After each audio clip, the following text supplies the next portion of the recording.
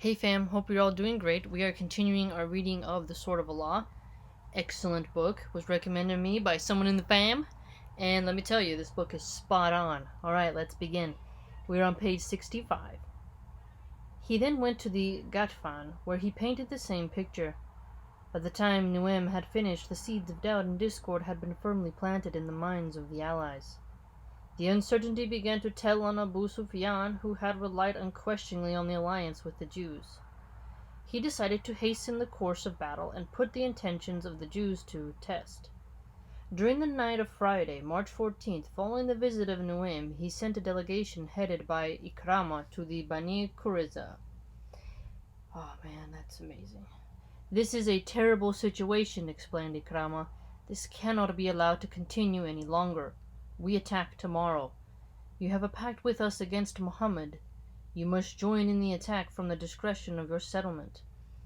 Now, this is also unique because it really helps people who are not familiar with Islamic history to realize that the tensions between the Jews go way back.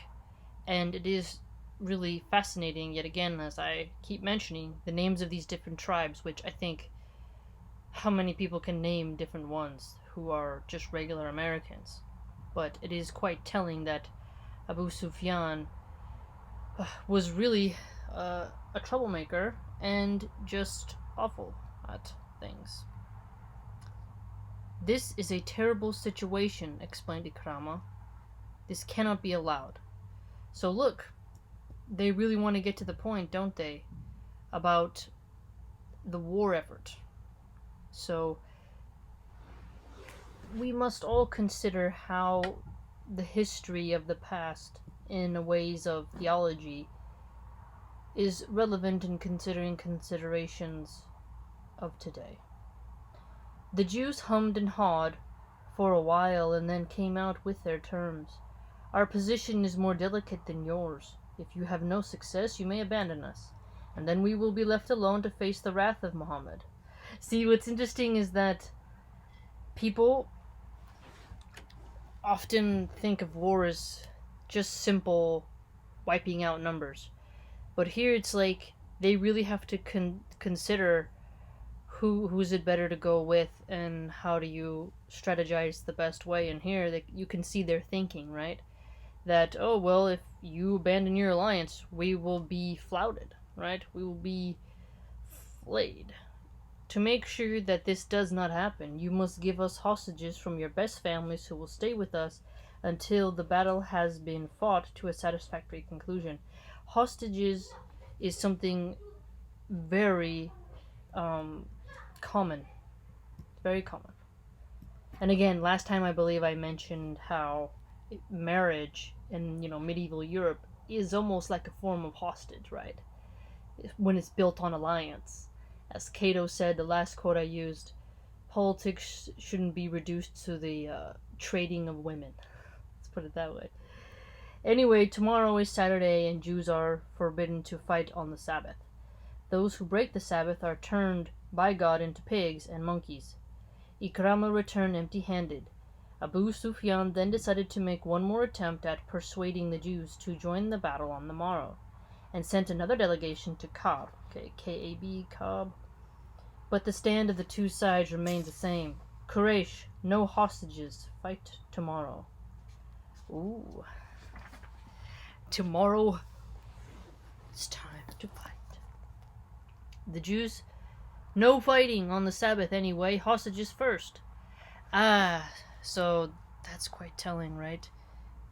Don't fight on the Sabbath, and we want hostages to legitimize the peace treaty alliance, or because they also have like a form of peace too, if you think about it. The Quraysh, they could easily turn on the Jews, right? I'm pretty sure the Jews realized, like, hey, our religion is distinct, and the polytheists are gonna cause trouble with us too, and so the Jews had to strategize on the Quraysh and the Muslims, and the Muslims had to also do the same, strategize with the Quraysh to go against the Quraysh and see what they could do about getting more Jews to join their side. This is quite telling. Whereas the Quraysh, I don't think they from what I grasped so far, I don't think that they were as fearful of the Jews as they were of the Muslims, right? I think they recognized the Muslims were more of an authority figure in that region than the Jews, yet the Jews were useful for an alliance. So this is quite telling. All three groups now said, Nuim was right, how wise he was in his advice to us. Nuim had done his work well, the Bani Qurayza had been neatly detached from the alliance. The next morning, Saturday, March 15th, Khalid and Ikramah, tiring of the delay and seeing no hope of concerted action by the Allies, decided to take matters into their own hands and try to force a decision one way or another. Just force the decision, get it done. They moved forward with their cavalry squadrons to a place just west of Zubab, where the ditch was not as wide as in other places and where it could be cleared on horseback or by men scrambling across on foot. Cleared by horseback. Is that, you know what, okay, so does that mean these horses, they're jumping over that ditch, right? I think that's what he means, cleared by, isn't jumping. So, is that why maybe that's a good telling of how those Arabian horses that were in that region, were they in the region at that time? I don't know the history of that horse. However, they are some of the best jumpers, so you have to wonder if the Muslims contributed to the perfection of the Arabian horse. Kind of like what the Spaniards did with their horses, right?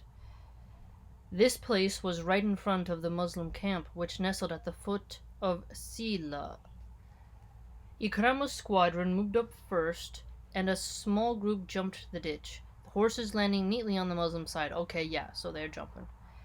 Because in many beautiful horse shows, you can see them jump over poles and ditches and pools. So that's really cool. There were 7 men in the group, including Ikramah and an enormous man who urged his enormous horse ahead of the group and began to survey the Muslims, who were surprised by the sudden appearance of the Quraysh. The stage was now set for one of the most remarkable duels of history, which, because of its unusual course, is here described in full detail. Here we go. This huge man was of a tremendous height and bulk, and while on his feet would tower above his fellow men. Sitting on his great horse, he looked positively unreal. That would freak me out. It's like, oh my gosh. Like, imagine like a big dude, like the size of Shaq, on the back of a Clydesdale beefy horse. You'd be like, what? Big, strong, and fearless, he had a fierce countenance, an aspect which thrilled his comrades and dismayed his enemies. This was Amr bin Abd Wud. We shall call him the giant. Horse and rider stood motionless as he let his gaze wander scornfully over the ranks of the Muslims. Ooh, see, that scornful is like, it's like, it's got that, like that dragon fire feel, you know what I mean? Suddenly the giant raised his head and roared, I am Amr bin Abd Wud. I am the greatest warrior in Arabia. I am invincible. He certainly had a high opinion of himself. Is there anyone among you who has the courage to meet me in personal combat? The challenge was received by the Muslims in silence.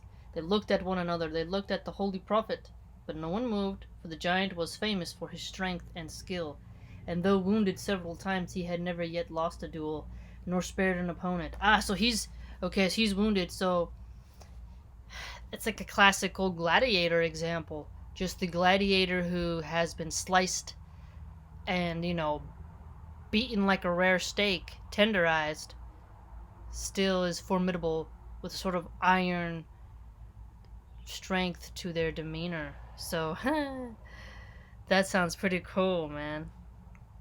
Never heard of this guy, Amr bin Abd Wud. He's like the Goliath of his time, right? The big old dude. But it's interesting how it's like the Mountain in Game of Thrones, right? Except less psychotic. But that's cool, man. I wouldn't want to be the dude who fights them, so we'll probably find out who fights this guy. But I wouldn't want to be the one to fight him. I'd be like, archers, put an arrow. That's messed up. But it's true. Just like the giant was taken out, right? To the eye. But the Cyclops put the arrow through the eye. Odysseus' job, you're gonna be over, right?